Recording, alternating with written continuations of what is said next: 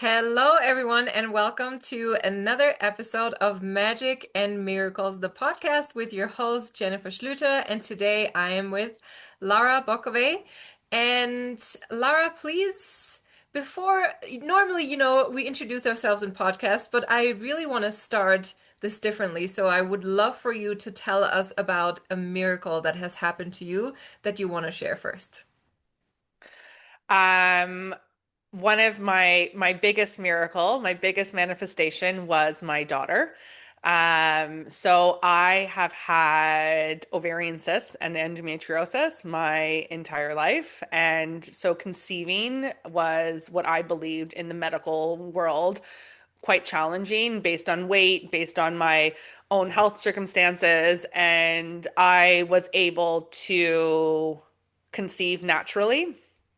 I had cysts that burst on my right fallopian tube. So my tube was damaged from the ovarian sac to my uterus. And so going through the fertility journey, we kept on trying to figure out what was going on. Is it the counts, all the testing that you do when you're working with different fertility clinics. And through my fertility journey, I left a really high and high stress corporate job. Decided to leave that for multiple different reasons. And so handed in my 2 weeks in May of 2018. Took the summer off to be a mom to my Bernese Mountain Dog puppy. And that fall was able to conceive naturally without the stress and of everything that I was carrying. But in that journey, one of the final tests that they were doing was like they put like a blue saline and to flush sort of where there could be any fibroids or anything like that that could be stopping the egg from coming down. And when they were doing that on the ultrasound, I was lying there on the table as they were sort of doing the ultrasound, and there was two doctors looking at my charts and the ultrasound tech, and they were looking at the chart and they were looking, my chart and then looking at the monitor and then looking at my chart and looking at the monitor. And they're just like, you have a very healthy follicle that's dropping from your right ovary. And I was like, what? And they kept on looking at my chart and looking at the monitor. And they're like, your tube has healed itself. And so I was just like, and they're like, go home and, conceive, like go home and so I left, and sure enough, that was September 10th, and I conceived on the 14th of September of that year. So it was one of those things, because like my body was like a starfish, like my limb re-healed itself. And so whether that was just one of those miracles, or whether that was through stress or supplementation, or knowing that like, I sort of surrendered everything to the universe, being like, if this is going to happen, this is going to happen. If I'm going to be a mom, I'm going to be a mom. If I'm not, I'm not. And all the mind processing that you do. And sure enough, so my daughter, who has light golden dirty blonde hair and these like green hazel eyes, I have dark hair, dark eyes. Her father has blonde hair, blue eyes. And I've always saved pictures on my phone of these like green hazel-eyed, like, children. And sure enough, so I finally was able to conceive. And this was after miscarriage after miscarriage after miscarriage. I was pretty much getting pregnant every single month, and then my body would release it. So the fact that I went through like all of this and like two further long chemical pregnancies, or whatever you want to call them, and then conceiving every month, but my body couldn't hold it. And then I finally conceived with this giant follicle coming out of a fallopian tube that had a massive hole in it, and then having this like hazel-eyed, golden-haired child, like just who's just like a mirror of me. It's like truly one of like my greatest miracles and manifestations to this day. But yeah, it's just like because genetically I don't even know how her features are her features. You know what I mean? Like it was just like she is truly a miracle, and my body was truly a miracle for healing itself to, divine destiny is truly at play. That is So absolutely incredible. yeah. What a story.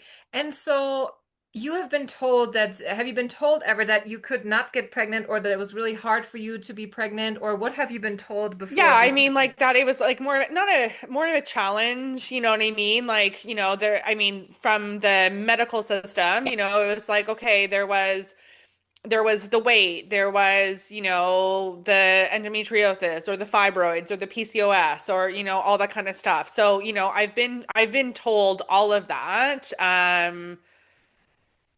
At no point what from all that system was I ever explained why. You know what I mean? Like what was the root of all of that? And so, you're sort of trapped, like the only way I was told to suppress my cysts is to be on hormonal birth control, which now I know is BS. You know what I mean? But like that was the only way to deal with that. So there was no natural supplementation, there was no frequencies, there was no, emotional releasing and actually going through your stored trauma and all that kind of stuff. So, that was the only solution was to be on hormonal birth control. And I know now she was conceived, I gave birth to her in 2019. I haven't been on any type of hormone since then, and I know that you can manage your cysts and endometriosis and fibroids and all that kind of stuff. You can truly manage that naturally, energetically, as well as different things like, I had a dermoid that has been pretty much in my uterus since one of my miscarriages that, was at bay for the longest time that I've finally been able to I thought that the only way to get rid of the dermoid would be like a laparoscopy, like something more like to actually physically remove it. And now with the power of the body and the power of frequencies and all the modalities that we have at our fingertips, I've been able to shrink that dermoid. So, naturally. So it's yeah, the body can do amazing things for sure. I love that. And how did you then decide, okay, hormonal birth control is not for me. I want to go the other route. I want to heal myself. I want to go the natural way. How did you decide that? Like, what made you go that route? I've been on hormonal birth control since I was about 13 years old. And I I had no, I've always spotted, I was never able to get a hormonal birth control that was like right. I always felt bloated. My boobs were always swollen. I had no idea how damaging it was on my body. And I got to a point that I hated the feeling of going on and playing around with different contraceptives. And when I say like not just from the pill, like I've been on everything. So, IUD, Depo-Provera, you name it, I was on it. So it was more of a I wanted to not make like I just felt gross on it. Like I can't even describe, like I didn't feel right. I didn't feel like I never knew when my cycle was coming. I never knew like I truly was so disassociated from my body and numb from what my body was actually feeling. Like I never felt connected. I was so disconnected. And because I was on it for so long, for over 20 years, I was just, I really had no awareness of what my body was actually saying, feeling, doing. Like I was just a different person because hormonal birth control makes your body think it's pregnant. You know what I mean? Like I was truly, you know, everything that now I've learned in regards to picking the wrong mate when you're on hormonal birth control and all that kind of stuff, just because you're so disconnected and you're at a different stage of life and all that kind of stuff. It was like, whoa, you're right. This is who I went after, not this type of person, or this is who I found attractive and not this person. So it's like being off that changing your actual physical chemistry really changes like everything. So yeah, I really wanted to not feel so yucky. And the only alternative was there just has to be an alternative to what they're telling me. Like there has to be, there's no way that we have all these OBGYNs and these huge clinics. There's no way that the only way to manage cysts is hormonal birth control. Like what weird programming that everyone just accepts. And I was like, Mm, no, no, no, there has to be something different. So it was, and through my process, through my journey, it's been a journey to actually trust that. Like, I think that is the biggest thing. It's a journey to actually trust it. It's a journey to say, right, this is what I'm choosing. I've been through so many injuries that my body has naturally healed. And through all the different fears and experiences, at the end of the day, it was a choice. It was a choice that I was just like, right, can my body heal naturally? I know that it can. I have to believe, I have to understand, I have to know that that is my reality. I can't play in both worlds. You can't play in both. You have to choose one process or the other. But if one system has never been fully supportive, then you have to say, okay, well, then I have to trust something else entirely. You can't dance in both. You can't try to heal naturally and are still doing a lot of the, different chemicals. Like you can't fear is such a huge thing when it comes to how our body, what we store in our fascia, what we store in our body, all that kind of stuff, our generational patterning, cellular trauma, DNA, you name it. And so when we hold that this system still has authority over us, or that they have authority over what my body's telling me, I'm giving away all that power, all that energy, all that frequency, and I'm not channeling it into my actual healing and moving forward. Like, so it's like you have to commit, you have to jump, you have to do it. You have to be all in or all out. You can't be a little bit pregnant. You have to be in or you're out. You know what I mean? You have to say, "Yes, I can do this and I'm going to try every single modality at my fingertips." And hold that energy alone, that trust, that faith, that knowing is truly the difference between one person having these amazing healing stories and one person not. It's because one person chose to believe and the other still got, stuck in the mud with their fears and believing that it's not possible for them. So yeah, it was a big choice and a big jump, but I'm so happy that I did it. So because it's freeing. It's so freeing to not have the fear and know that your body is equipped to heal itself and it can, and it's just giving your body and supporting your body with the right tools to allow it to do what it can do on its own. that is incredible. And so when you think back to moments where you felt down or where you felt disappointed because maybe one modality wasn't for you or one modality wasn't working as much as you had hoped, what then did you do that you kept your faith? The faith in the miracle of conceiving your daughter, the faith in you healing your body. What was the biggest thing that has kept your faith in magic and miracles? I mean, the first thing that came to mind is my dog. So the beautiful thing is dogs, animals don't have a placebo effect. And so along my journey, my dog has taught me so much. He's another miracle in itself, but all the modalities that I have used, I see it in him.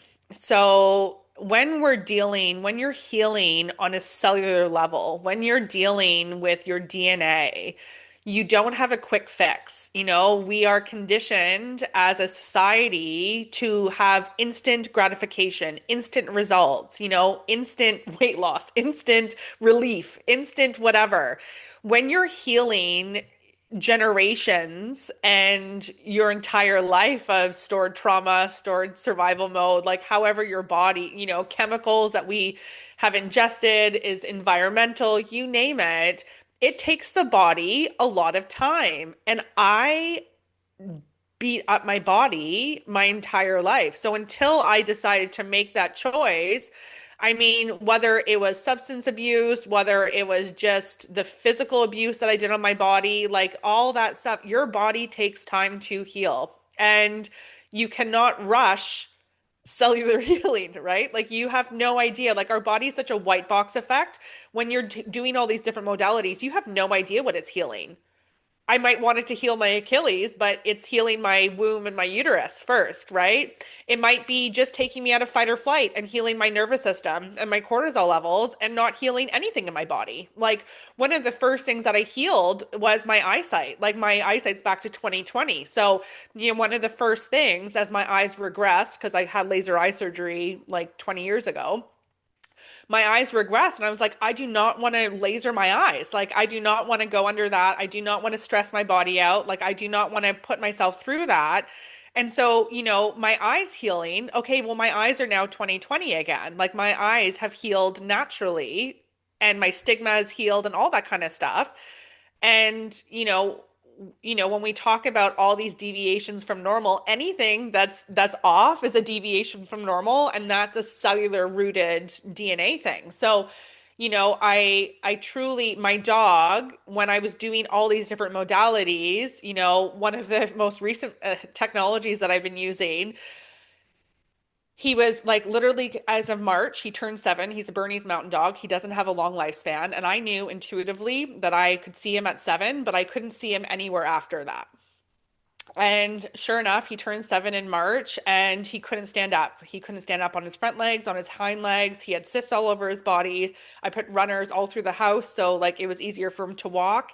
And within 2 weeks of a technology that I was using, he was all of a sudden jumping down the stairs, doing zoomies again, jumping on my bed, and now he's a completely different dog. His cysts are gone, you name it. So, and animals don't have a placebo effect. So even if I didn't notice something instantly in my body, I'm looking at my dog and I was like, you can't fake this. And other people have noticed it about him too. They're like, oh my gosh, he looks like a little puppy again. And like, he's bouncing and he's jumping on the couch when people come over. Like, he's 135 pounds. He did not do that. So it's like, when you can notice it in somebody else and you're like, right, I don't know what it's going on for me, but I can see that it's doing something for him. And through my journey of really coming back to my body and coming back to my senses, I can notice little things. And so even if you don't notice the big things on the outside,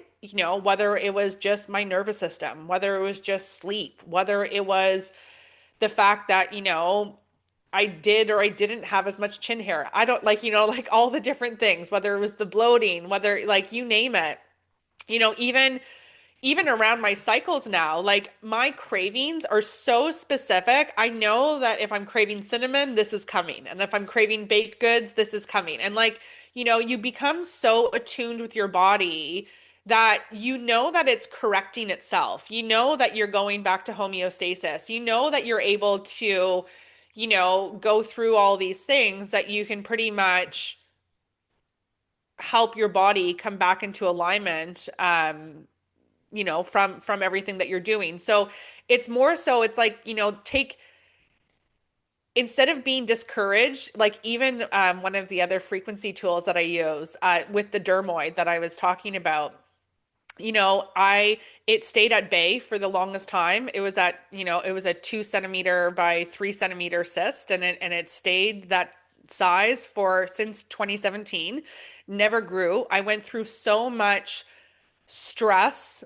last year that it literally grew to nine, like, yeah, I think it was like 8.9 centimeters by whatever. And all of a sudden, it was like literally twisting, technically my only good side of my uterus and my fallopian tube on my left side. And it put me into fear right away because it was like, oh my gosh, I don't want another laparoscopy. I didn't heal naturally from, like, I didn't heal easily from that. So many people heal so easily from laparoscopies and they're back to whatever. No, like my stomach did not like the gas that was poured in. I couldn't touch the keyholes on my stomach for a whole year. I pretty much had to wear leggings. I did not heal from that surgery. And I couldn't even imagine doing that again now as a single mother and all that kind of stuff. Like I couldn't imagine being taken out that way. And so I was like, no, I know that there is a way. I know that I could do this. And I literally contacted my naturopath, who's also a frequency practitioner, and I said, I need you to come up with something like how can we try to shrink this tumor, this benign tumor? And so she came up with different frequency sets and protocols. And sure enough, because I go for my ultrasounds, because I'm working with both systems, like I'm still getting the ultrasounds and everything like that from my OBGYN. And through that, all of a sudden my cyst shrunk. And my cyst shrunk not just a little bit, but by 3 centimeters. So it took me from needing to be on that surgery list to not. And then even my OB, she's like, in my 30 years of practice and working in the emerge and all that kind of stuff, she's like, I have never seen this. What are you doing? Like, I've never seen a tumor shrink like that without, because it's not like a normal ovarian cyst that you can like that pops or drains or anything like that. This is a tumor with eyeballs and hair, and dermoids are weird looking. And so it's just like, that's not normal to shrink a dermoid. And so it was more of a, once again, these little moments, I had no idea what that frequency device was doing, right? For 6 months, nothing on the outside. This is all within. But then the ultrasound showed, oh my gosh, it's doing something. And I was like, okay, well, if it's doing something, the only thing different was that device. The only thing. There was no change in my supplementation, nothing with my eating, you know what I mean? The only thing that changed was that device. And the only thing was changing was that my mindset around that possibility. And so when it came to all of that, I was like, right, okay, well, I'm running so many other things. You know what I mean? I wasn't just running that or using that for my dermoid. I was using it for so many other things that I don't even know how that's presenting just yet. So I'm fascinated because it's like, oh, great, it is doing something. You don't feel it. It's so gentle. That's the whole thing with all these natural supplements. They're so gentle. It's so, like I said, it's such a on a cellular level that yeah, you don't notice it. Sometimes you do notice it. If you're really attuned with your body, you can feel it right away. But a lot of times you don't notice it, and it takes 6 months, or it takes a year, or it takes 2 years for you to say, "Oh, right, this is different, right? This is normal, right?" Because once again, every day we're constantly damaging ourselves and taking on more and more and more free radical damage. Like that is like, everything that we're doing from the air that we're breathing, like everything that we're doing, even if you're doing as much things as you can to live a healthy lifestyle and all that kind of stuff, just our environment alone, we have free radical damage. So it's like you don't know actually how much your body is fighting your environment and everything else in it. So yeah. So no, it's pretty cool. What is the device or the methodology called that you're using with the frequency that you mentioned now several times? It's a PEMF device. So the device that I use is eye care, but yeah, it's a PEMF device. Okay, And so great. Then everyone frequency who wants to look into specific that. microcurrents. Okay, Yeah. everyone who wants to look into that can do that. Awesome. Yeah. And so you mentioned your dog, and I know there's also a story behind your dog and how he came to you. So why don't you tell us about that, please? Well, so in my fertility journey, I just wanted to be a mom. I've always wanted to be a mom. And through having miscarriage after miscarriage after miscarriage, my ex-husband at the time, he's like, I think we should get a dog. And I was just like, like, okay. And then he wanted a big dog. And I never heard of Bernese Mountain Dogs. I had allergies my entire life. So it's just like, I've never been around like big dogs or dogs with a lot of hair. Anyways, but I wanted a dog that was always smiling. And then so he's just like, and Bernese Mountain Dogs are always smiling. So I was just like, okay, like I could do a Bernese. So we looked at different breeders and we found ones that, I resonated with and we went got on a list. And so there was this one breeder who was about 3.5 hours away from where I am, and they had like three litters planned, and we were on the second litter. And so, sure enough, she sent an email out on the 9th of March and said, "Oh, first litter is born." And I did my exciting, like, "Oh, congratulations! Like, hope mom and babies are doing well." Like, all that silly little things. And she was just like, "Actually, there's a male that's available."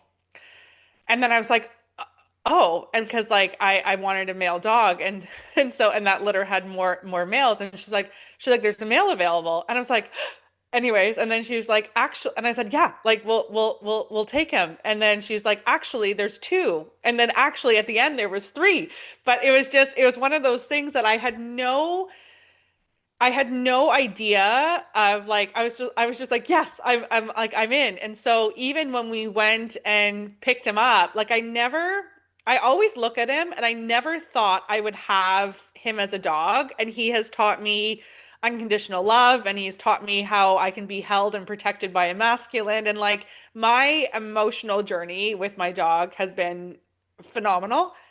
But I never, ever, ever thought I'd have this big, hairy dog. Like I truly, I remember even with my granny, she like we had a farm, family farm, and she was always just like, "Oh, Lara, like don't mind the dog hair," because like I was always like, "Oh, there's another dog hair." Like, and now, like he's a full vacuum a day. Like he is. When they talk about like the Dyson animal vacuums, like, like no, Mach 3 Dyson vacuum 0. So Dyson has replaced their animal vacuum multiple times because like there's just no competing with the hair of a Bernese Mountain Dog. So, but yeah, like it's just been such a beautiful journey. And every time I look at him, I always laugh because I never thought I would have this huge bear of a dog, like, you know what I mean? And he's not slobbery, and he doesn't jump, and he doesn't do any of that. But so it's like he's such a weird dog anyways. Like he's just like he's a dog but not really a dog. He's more like this like old man. But anyways, it's like it's one of those things that even that alone, like what talk about wanting to bring down your cortisol levels. So like in my fertility journey, I literally picked up my dog. I was like, okay, I wasn't expecting to get a dog that early, like because the other litter wasn't due until July. So I literally got this dog, once again, even this dog, he was like the runt of the litter, and the breeder was just like, "Oh, is this your, first time owners really shouldn't have the runt because they're like higher energy." And then, my ex-husband was just like, "Oh yeah, like this is not my first dog. It totally was his first puppy, but he just like just wanted this dog." Anyways, and yeah, so like picked up the puppy May 5th. 2 days later, handed in my 2 weeks notice in my job, and spent the summertime by my pool with my puppy, and then conceived in September. So it was one of those things that like it just like brought my cortisol levels like way down. And then like just yeah, I was just so consumed with that it was just it was like the first step, or the first big jump in the unfurling of my future. So yeah, he was just a miracle I was not expecting, but like the lessons through him have been amazing. Yeah, dogs are just something so incredible. And it's like the saying is true, dogs don't deserve us. Like we or no, we don't deserve dogs. We Like we don't don't deserve deserve dogs. dogs. They are the best. Like they truly are. Like They are so amazing. he is such a deep soul, and he is so all-knowing, and it's just yeah, that my lessons of trust and feeling safe and feeling loved unconditionally have truly stemmed from Mac.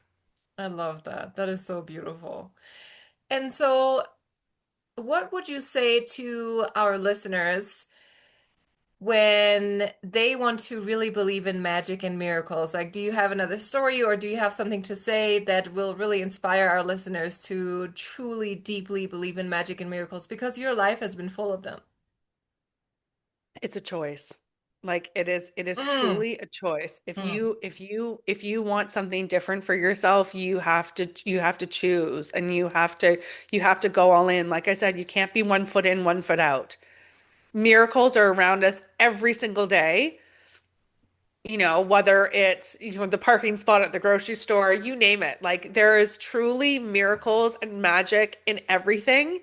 And when we can trust that we're always held and that everything happens for our highest good and that you just we are all sort of living out the curriculum that the divine has put forward for us, and everything that we experience pushes us along. Like even when our bodies are riddled with pain or when we're in so much discomfort, it is a sign for you to look inside. These are self-mediated pain is a true thing, and there's so much emotional work and deep stored stuff in our fascia that we have no idea. And truly it's a choice. It is as simple as a choice, but you have to commit to that choice. There has to be that devotion to that choice. You have to commit and go all in, and most people don't want to commit or don't commit out of their own fears and discomforts. And the beautiful thing is you can work with so many different types of practitioners that can help you get there, right? Like it's not, if you can't make that choice on your own or get to that state with your own reflection, there's so many individuals out there that can guide you through that process of unraveling those fears so that you can make that choice and then commit to it and hold that. I love that. And tell us, what would you say to someone who is at the point in their life where they need magic and miracles? How can they start seeing that in their lives? Little things, little signs and symbolisms. You know what I mean? So many times that people, I'll take birds for example. So many times they see different birds and they go, "Oh, that's nice," or "Oh, there's a loved one." And they just play it off like it's nothing. Or you can say, "Thank you for the message. Hello, crows." Like, you know what I mean? Like it is your entire energetic vibration with how you receive it. So once again, you want miracles, well then receive it as that. You know what I mean?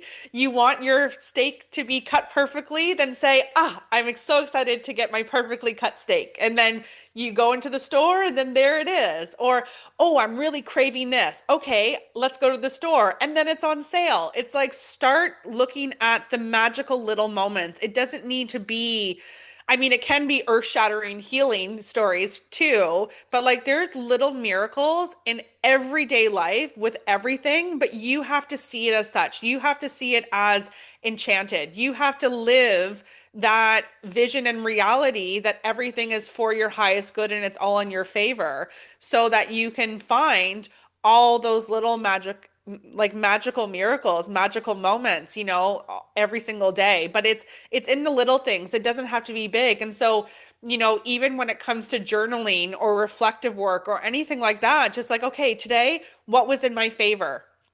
Even the ugly is in your favor. Even the ugly is magical miracles. Like that's the whole thing. Like sometimes the universe puts us on our butts and we have to sort of say, or sometimes something horrific happens. That itself is a miracle. So many things. I was like, thank God the universe stopped me in my tracks. Thankfully this happened. Okay, what is this forcing me to take a look at? And so once you can realize that every single event is truly magic and truly a miracle, then you start living in a different frequency that life is happening for you, not to you. And then everything that you experience is beautiful. Absolutely. I agree with that and I love it. Beautiful. Okay, now I would love for you to tell us who you are. Who is Lara? What do you do? What do you want to tell us about yourself? Well, I'm a like so I guide people, I light the way. The path is for you to follow, but I guide you through. So I'm a guide, I'm an intuitive. So I do both coaching and both readings, one-on-one coaching, group coaching, as well as readings. And then also I work with all these beautiful different modalities that I shared. So whether it is light therapy or frequency work or all that kind of stuff. Like there's so many different modalities that I use in my coaching and my reading, and then just in my life to, help everyone sort of calm their nervous system and start to heal. Beautiful, amazing. And how can our listeners find you? Where can they find you? The easiest way is through my website, so www.larabokovay.com. And then I'm on all social media platforms, just Lara Bokovay, or you can just Google me and I'll pop up.